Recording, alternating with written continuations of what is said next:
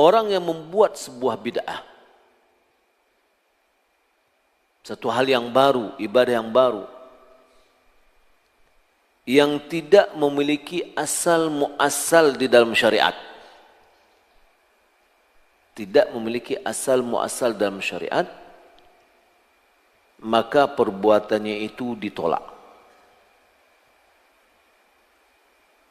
Dan pelakunya berhak mendapatkan ancaman.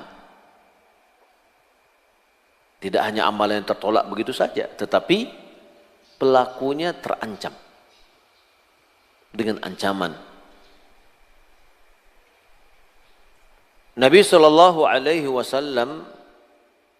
bersabda tentang Madinah, "Man ahdatha fiha hadathan aw awa muhdithan fa'alaihi la'natullahi wal malaikati wan nasi ajma'in." Rawahul Bukhari wa Muslim. Apa kata Nabi tentang Madinah? Siapa yang membuat hal yang baru di Madinah, membuat ibadah-ibadah baru di Madinah, atau melindungi orang yang membuat ibadah baru, melindungi pelaku bid'ah, maka terhadap orang itu laknat Allah dan laknat malaikat serta laknat manusia semuanya. Jadi pelaku atau pembuat bid'ah terancam laknat Allah, laknat malaikat, laknat manusia.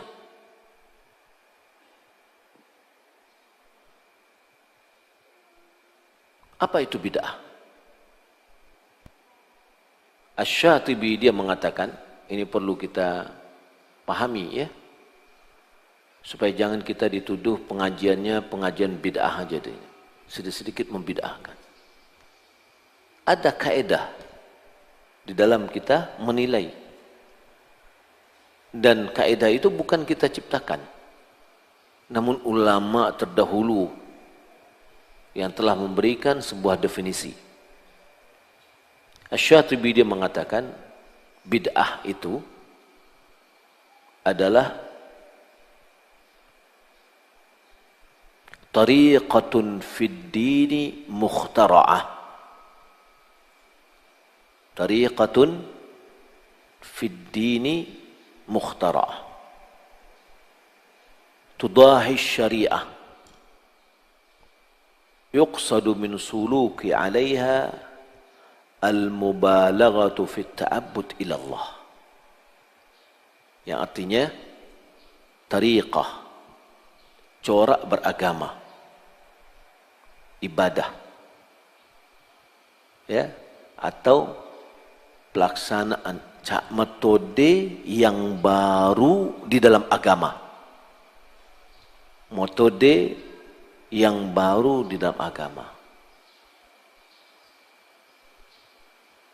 Bagaimana kriterianya? Tudahi syariah. Dia menyaingi syariat. Artinya syariat ada, tapi dilakukan ini untuk menyaingi syariat. Rasanya belum merasa puas dengan syariat, lalu buatlah yang baru. Ya, yuqsadu min suluki 'alaiha, tujuan untuk melakukan itu al-mubalaghatu fi ta'abbud ila Allah, yaitu bersungguh-sungguh untuk beribadah kepada Allah. Ya, bersungguh-sungguh beribadah kepada Allah. Kalau kita lihat dari ujung, tujuannya bagus gak? Bagus. Pengen meningkatkan motivasi ibadah, pengen meningkatkan ibadah yang lebih tinggi, tapi caranya salah. Merasa apa yang telah Allah syariatkan kepada Nabi Muhammad dan apa yang telah Nabi kita lakukan merasa belum cukup. Kayaknya kurang. Lalu dibikinlah amalan tandingan. Ya, jadi bid'ah itu tandingan, menandingi syariat dia. Nah, maka oleh karena itu ketika bid'ah dilakukan pasti ada sunnah yang tenggelam. Maka untuk memeranginya hidupkan sunnah, maka bid'ah akan hilang. Makanya orang yang suka melakukan perbuatan bid'ah anti sunnah. Ya, anti sunnah dia. Karena ini akan tenggelam.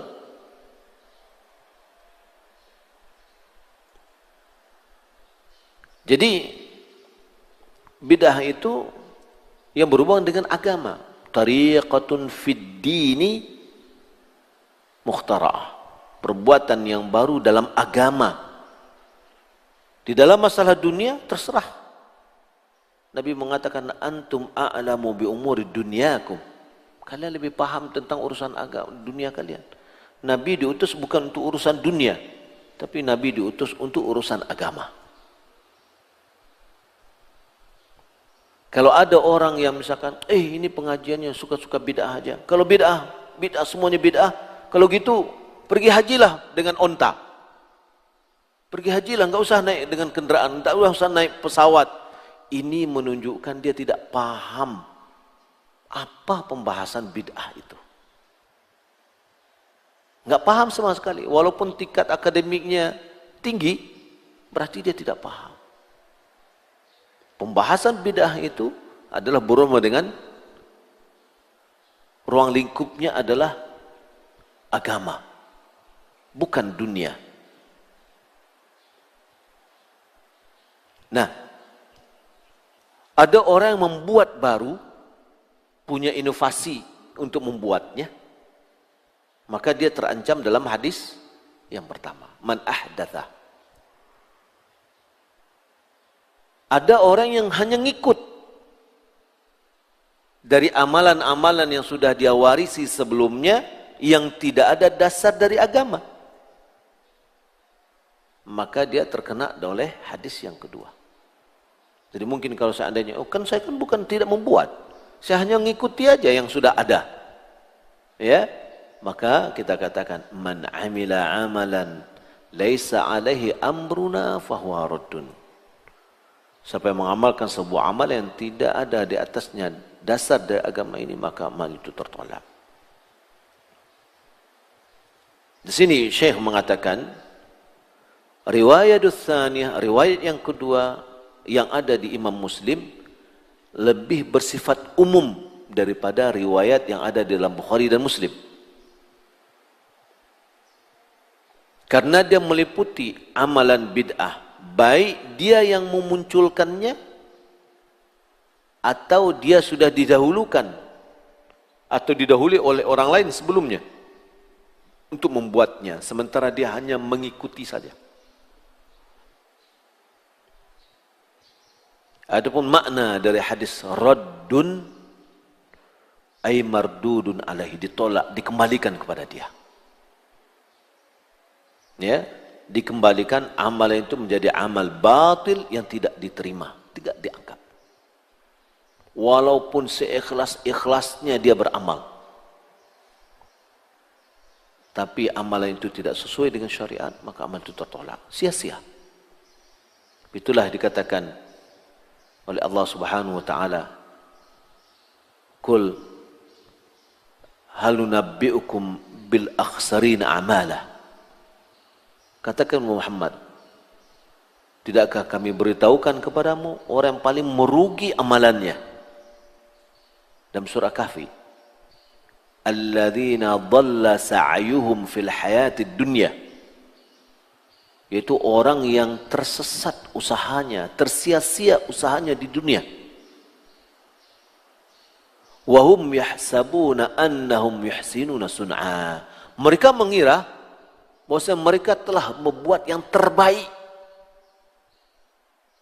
ternyata apa yang mereka lakukan itu keliru, tidak sesuai dengan SOP-nya.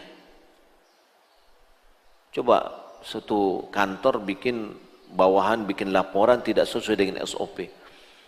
Dia bilang, wah ini cara ini sudah kolot nih. Saya baca buku, banyak buku saya baca, begini yang terbaik menurut saya. Lalu dia buat dengan cara laporan sendiri. Maka atasnya bilang, ini apa ini? Tidak sesuai dengan SOP, nggak diterima laporannya. Ya, sehebat apapun juga yang kita anggap, karena tidak sesuai dengan SOP-nya, dicoret. Harus dibuat seperti ini, baru diterima. Kalau amalan dunia masih ketahuan, oh nggak diterima, iya kalau gitu saya perbaiki ya. Gitu. Tapi amalan kita di akhirat, bagaimana kita bisa melihatnya, ini diterima atau tidak diterima? Kita merasa sudah berbuat yang terbaik, ternyata ya tabungan kita kosong, tabungan amalan kita. Baru kita ketahui di akhirat. Nah, kemudian juga mungkin ada orang yang mengatakan, ya sudah urusan kami aja, nggak usah kalian urus-urus. Kami mau membawa bid'ah atau tidak terserah kami. Ya kita katakan juga, ya terserah Anda lah. Kita cuma hanya mengingatkan. Ada sebuah hadis tentang haud telaganya Rasulullah. Hadis keluarga Bukhari dan Muslim. Bahwa nanti umat Nabi Muhammad SAW akan mendatangi haud itu, akan mendatangi telaga itu untuk minum di sana. Di mana pada hari kita sangat membutuhkan minuman, yaitu di padang mahsyar. Ternyata ada di antara umat Nabi Muhammad dihalau oleh malaikat, tidak boleh mendatangi haud itu. Lalu Nabi mengatakan, ummati, ummati, umatku, umatku. Dan riwayat lain dikatakan, sahibi, sahibi, ashabi, ashabi, temanku, temanku. Apa kata Allah Subhanahu wa taala? Innaka la tadri ma ahdatsu ba'dak. Engkau tidak tahu apa yang telah mereka buat hal yang baru setelah engkau meninggal dunia.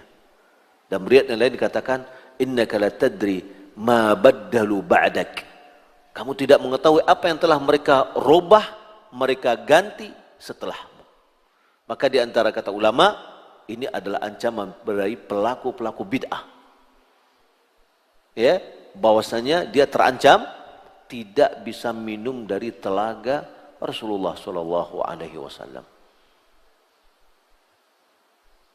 Maka oleh karena itu, jika kita ingin minum dari telaga Rasulullah SAW pada hari atau pada waktu kita sangat membutuhkannya, jauhkan diri kita dari perbuatan bid'ah.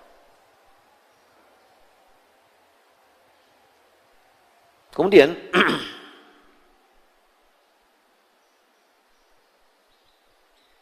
Syekh mengatakan di sini, la yadkhulu tahta al-hadits ma kana min al-masalih hifdz ad-din aw musilan ila fahmihi wa ma'rifatihi. Tidak masuk ke dalam bagian hadis ini hal-hal yang merupakan bagian dari kemaslahatan untuk menjaga agama. Maka ini dinamakan juga dengan maslahatul mursalah, kemaslahatan yang menghantar kepada tujuan agama. Au musilan, atau dia bisa menghantar kepada pemahaman agama dan mengenal agama. Seperti mengumpulkan Al-Quran di dalam bentuk mushaf, di dalam buku. Ya, atau klasifikasi ilmu-ilmu bahasa, ilmu nahu dan yang lainnya. Nah, termasuk contoh ya, apakah mic yang kita pakai untuk azan itu bid'ah? Karena ada di gambaran, di video, Ya, ada orang azan lalu dia matikan mic-nya. Ini bid'ah katanya. Subhanallah. Ini tadi kita sebutkan kedangkalan ilmunya terhadap agama. Azan itu untuk apa gunanya? Untuk memanggil orang yang jauh. Untuk orang manggil yang jauh. Ya, karena azan itu nida, panggilan. Maka pada zaman dahulu azan itu di mi'zan, di menara, di atas. Ya, supaya suaranya keras. Makanya telunjuk ini dimasukkan ke dalam telinga untuk menutup telinga supaya kekuatan dari suara kita itu lebih kuat lagi untuk keluar. Agar kita bisa memanggil orang lebih jauh. Ya nak? Nah, ditaruh di atas semakin jauh lagi. Yang disampaikan apa? Adzan. Bukan diganti adzannya dengan sesuatu yang lain. Dengan bunyi-bunyian atau apa. Tidak. Tapi ini adalah alat untuk menyampaikan tujuan, yaitu adzan. Nah, kalau qamat, iqamah itu juga panggilan. Tapi panggilan bagi orang yang sudah hadir. Makanya qamatnya di dalam, tidak di luar. Ya.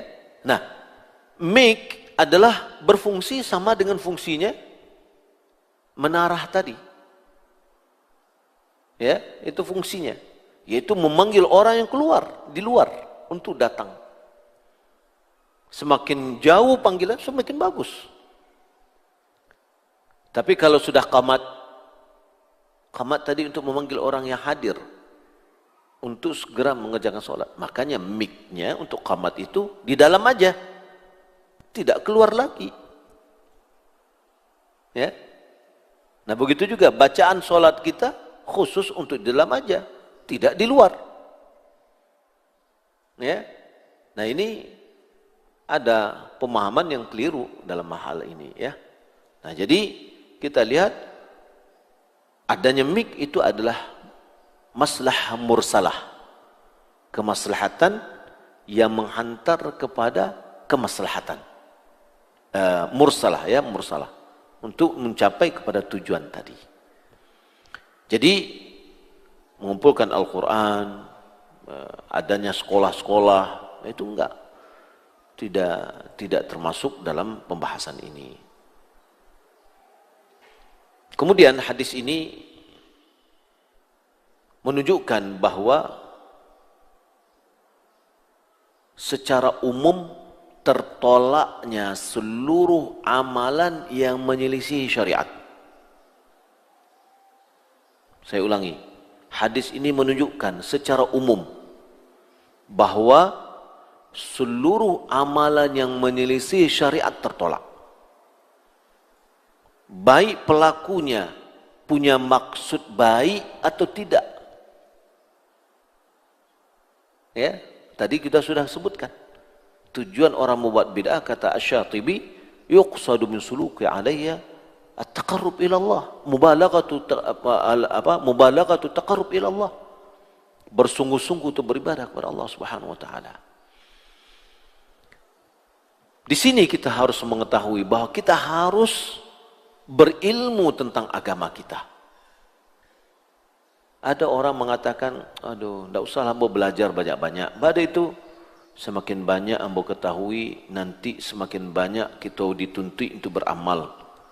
Kalau tidak kita amalkan, kita banyak dosa kita. Lebih baik hamba tidak banyak dosa lah. Keliru sekali. Kenapa? Amalan yang tidak menyelisihi syariat, amalan yang tidak sesuai dengan syariat, tertolak. Disengaja atau tidak disengaja, berilmu atau tidak berilmu. Contoh, ada orang solat tapi nyu tidak tahu solatnya itu harus menutup aurat. Pakainya sarawa levis yang cabiak-cabiak. Di paunya cabiak sekian. Atau pakainya serole levis, pisaknya pendek, pakai baju kaos di atas. Ya nak? Kalau nyusuji bah tu. Yang baju kaos tertarik ke atas, yang serawat narik ke bawah, alah separuh pinggang. Nampak auratnya. Jika nampak auratnya, batal solatnya. Tahu atau tidak tahu, solatnya batal. Ini menunjukkan bahwa orang yang beribadah harus berilmu tentang ibadah yang dilakukan. Hal ini ditunjukkan oleh kisah seorang sahabat yang mana dia menyembelih kurban sebelum sholat Id. Ya, apa kata Nabi? Syatuka syatu lahmin. Kambingmu tadi adalah kambing daging. Ya, artinya apa? Tidak menjadi ibadah. Dagingnya boleh dimakan, tapi itu hanya sebatas untuk daging aja, tidak ada nilai ibadahnya, tidak ada nilai kurbannya. Kenapa? Karena dia menyelisihi syariat, tidak sesuai dengan SOP-nya tadi. SOP-nya apa? Menyembelih setelah sholat. Karena dia tidak sesuai dengan SOP, amalannya tidak sah. Nabi tidak mengatakan, angkulai tahu tadi nak. Oh enggak tahu doh ya Rasulullah. Kalau gitu enggak biasalah. Enggak bisa seperti itu. Ya. Apapun amalan yang tidak sesuai dengan syariat, amalan itu tertolak. Tapi ada orang yang tahu tidak sesuai dengan syariat, dia lakukan, di samping amalan yang tidak diterima, dia punya dosa. Ada unsur kesengajaan. Kalau ini dia tidak dapatkan dosa karena tidak ada unsur kesengajaannya, namun amalnya tidak diterima. Ya, jadi hadis ini menunjukkan secara umum tertolaknya seluruh amalan yang tidak sesuai dengan syariat. Walaupun pelakunya punya niat baik. Hadis ini juga secara zahirnya atau secara mantuknya, seluruh amalan yang tidak sesuai dengan syariat, maka amal itu tertolak. Maka secara mafhumnya, ya, bisa dipahami bahwa seluruh amalan yang sesuai dengan syariat diterima atau tidak tertolak. Yakni siapa yang mengamalkan amalan yang sesuai dengan hukum-hukum syariat, maka amalan itu diterima. Yang keluar dari aturan syariat, maka amalan itu tertolak. Nah, jadi hadis ini hadis yang sangat penting sekali, yang menjadi barometer terhadap apapun amalan yang kita lakukan. Maka yang bisa kita ambil dari hadis ini, yang pertama adalah haramnya melakukan hal yang baru di dalam agama. Membuat bid'ah itu adalah hukumnya haram. Dia juga termasuk maksiat. Termasuk maksiat. Malahan lebih besar daripada maksiat. Coba kita lihat. Kalau sebuah aturan yang dibuat oleh pemerintah, ya, bikin aturan. Rakyatnya ada yang taat, ada yang tidak taat. Yang taat bagus, yang tidak taat berarti dia lalai. Ya, apakah ini lalai ini dikategorikan sebuah kesalahan? Tapi ada pihak ketiga, dia melihat ini aturannya enggak benar nih. Kita buat aja aturan baru. Ya, buat aturan baru. Mana yang lebih besar kesalahannya? Orang membuat aturan baru yang tidak sesuai dengan aturan yang sudah ada, atau orang yang tidak menjalankan aturan yang ada? Mana yang lebih besar kesalahannya? Membuat aturan baru. Karena membuat aturan baru ada dua unsur di situ. Yang pertama, dia sudah pasti tidak menjalankan aturan yang diperintahkan. Yang kedua, ada unsur pembangkangan. Ya, kan membangkang. Dia menganggap bahwasanya ini aturan nggak benar. Yang benarnya ini. Makanya Imam Malik dia mengatakan, "Man ibtada'a fil Islam bid'atan yarahu hasanatan." Siapa membuat satu bid'ah dalam agama yang dianggap baik, faqad za'ama anna Muhammadan khana risalah. Sungguh telah menuduh bahwasanya Muhammad mengkhianati risalah. Fa inna Allah qala al-yawma akmaltu lakum dinakum wa atmamtu 'alaikum ni'mati wa raditu lakum al-Islam dinan. Pada hari ini telah aku sempurnakan bagimu akan agamamu dan telah aku lengkapkan nikmatku bagimu dan aku telah redai Islam sebagai agama bagimu. Kata Imam Malik, ma lam yakun yawma idzin dinan lam yakunil yawma dina. Apapun pada hari diturunkannya ayat itu bukan bagian dari agama, saat ini pun tidak akan bisa menjadi bagian dari agama. Yang kedua, amalan yang dibangun di atas perbuatan bid'ah, maka amalan itu tertolak, tidak diterima. Kemudian yang ketiga, larangan berkonsekuensi rusaknya amalan. Jadi kalau seandainya ada larangan, jangan lakukan begini. Lalu ketika kita melakukannya, amalan yang kita lakukan itu adalah sia-sia, menjadi rusak. Ya. Kemudian amal soleh, apabila dilakukan tidak sesuai dengan bentuk yang diinginkan, tidak sesuai dengan SOP-nya.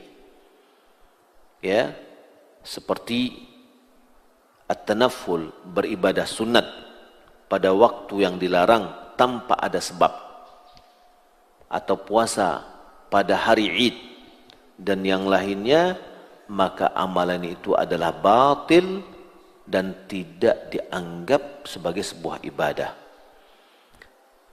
Kemudian yang kelima, bahwasanya keputusan hakim, ketetapan hakim tidak merubah hakikat dari perbuatan itu.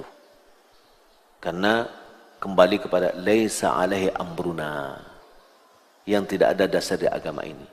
Maka acuan itu tidak kepada keputusan hakim, tapi kepada sesuai dengan syariat atau tidak sesuai dengan syariat. Kemudian as-sulhul fasid batilun, yakni perdamaian yang di dalamnya ada unsur-unsur kerusakan adalah batil. Sebagaimana dalam hadis ya yang sebelumnya dinamakan dengan hadis asif, ya, adanya transaksi yang rusak, maka itu tidak bisa dilanjutkan, ya, walaupun disepakati.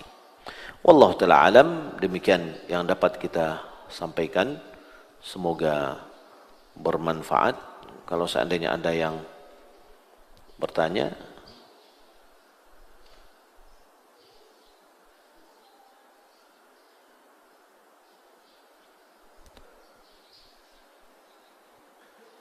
taib. Demikian yang dapat kita sampaikan. Sallallahu Muhammad wa ala alihi wa sahbihi ajma'in. Wassalamualaikum warahmatullahi wabarakatuh.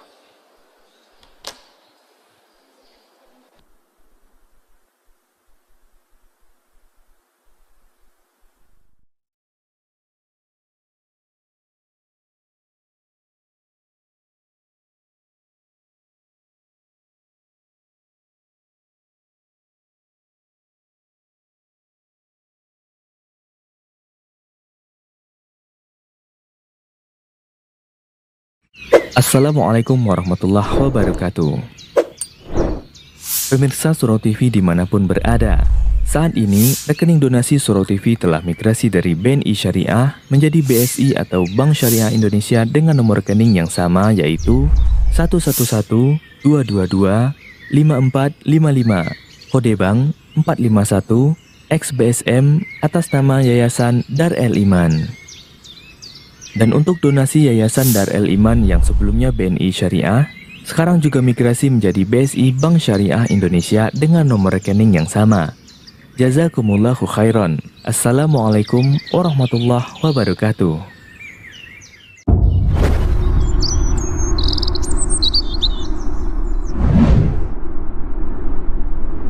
Surau TV, inspirasi keluarga Islami.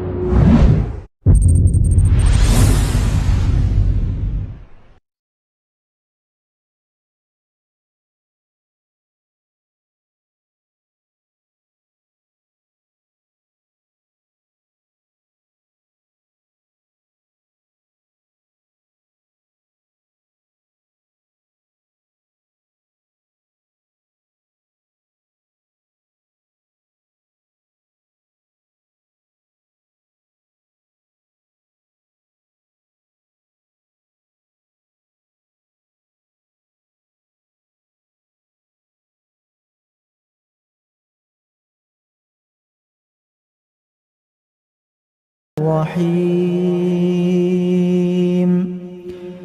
تبارك الذي بيده الملك وهو على كل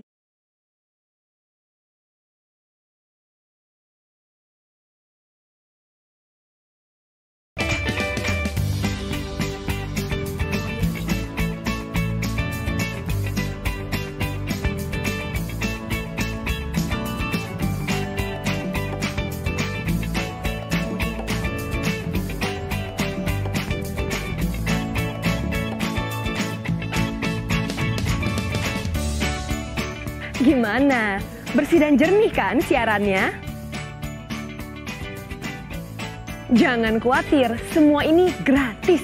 Tidak perlu beli kuota internet dan nggak perlu biaya berlangganan. Bagi kamu yang masih menggunakan TV analog, cukup dengan satu langkah mudah. Untuk televisi yang sudah siap digital, cukup scan ulang siaran TV kamu untuk menangkap siaran TV digital. Banyak pilihan programnya, bersih gambarnya, jernih suaranya, dan canggih teknologinya. Ayo, kita beralih ke siaran televisi digital. Awali hari-harimu dengan minum kopi.